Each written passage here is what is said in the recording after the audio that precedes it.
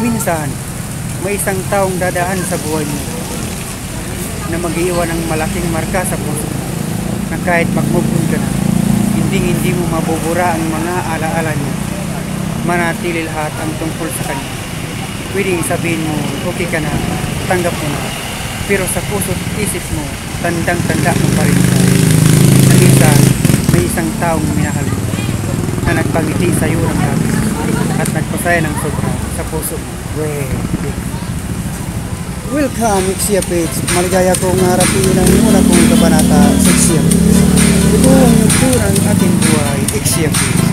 Atin ang kalimutan ang noong nagiging mga nauna po ito. Maraming salamat sa inyo, mga kaibigan. Salamat. Salamat po sa kanyang pag-tangkilik sa The Last Secret.